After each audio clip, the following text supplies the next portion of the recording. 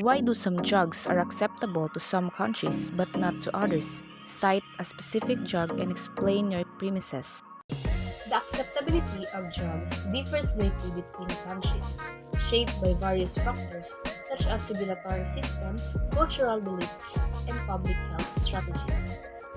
This variation can lead to specific drugs being approved in some nations while facing bans or restrictions in others.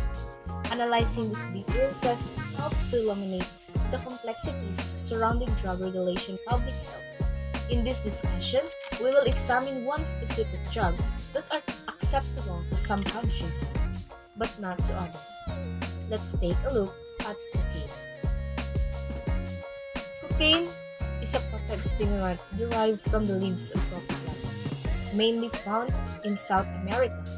It can appear as a white powder or in its crystallized form known as crack cocaine, which is smoke.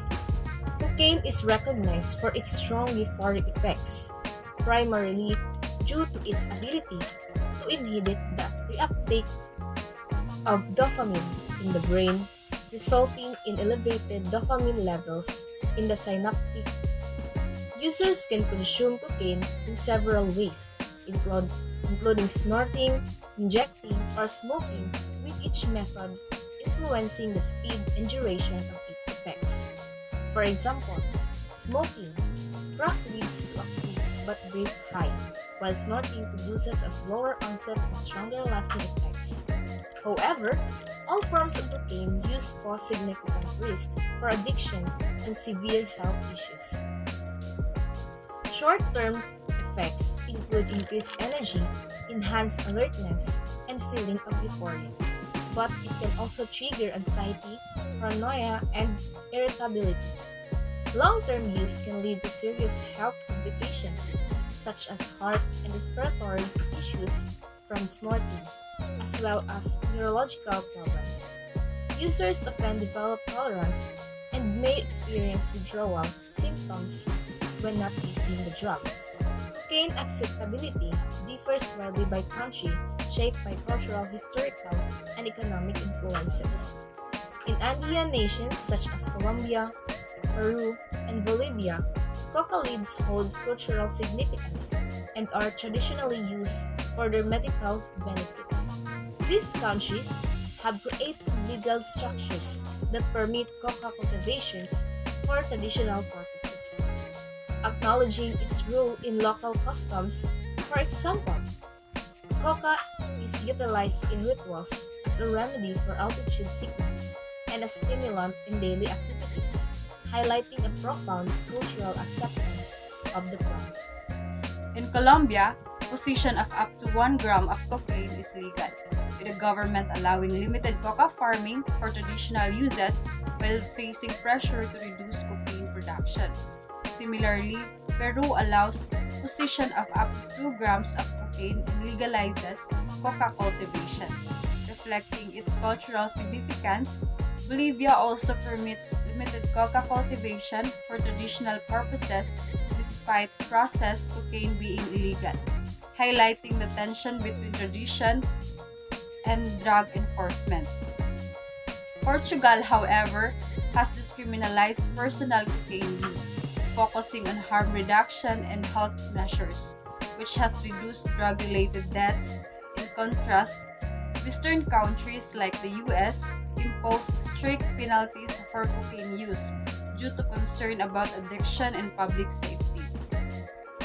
In other parts of the world, such as China, Japan, Malaysia, and Saudi Arabia, cocaine is met with the severe penalties under zero-tolerance policies. India, Indonesia, and Pakistan also ban cocaine use with strict enforcement, reflecting cultural stigmatization of drugs. Countries like Finland, Denmark, and Hungary maintain strict prohibitions against cocaine, treating possession, use, and trafficking as serious offenses.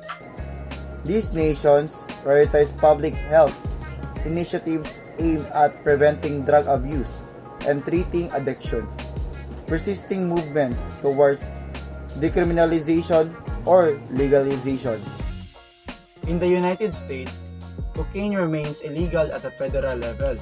Despite some states discriminating a certain drug use, the focus is primarily on addressing the opioid crisis and tackling cocaine trafficking, which has been linked to organized crime and violence historically. The global rejection of cocaine reflects a trend towards stringent drug policies that emphasize public health and safety, valuing harm reduction and prevention over the acceptance or decriminalization of drug use. Cultural beliefs, historical context, and regulatory system significantly influence these differing perspectives. In conclusion, in Andean countries like Colombia, Peru, and Bolivia, coca leaves are culturally significant and used in traditional medicine and social practices. This acceptance leads to legal framework allowing for coca cultivation, contrasting sharply with the zero-tolerance policies seen in countries like China, Japan, and Malaysia, where cocaine use is met with severe penalties. Historical factors also play a role, as Western perceptions of cocaine are often colored by socio-political influences, framing it as a substance associated with a crime and addiction rather than its cultural significance.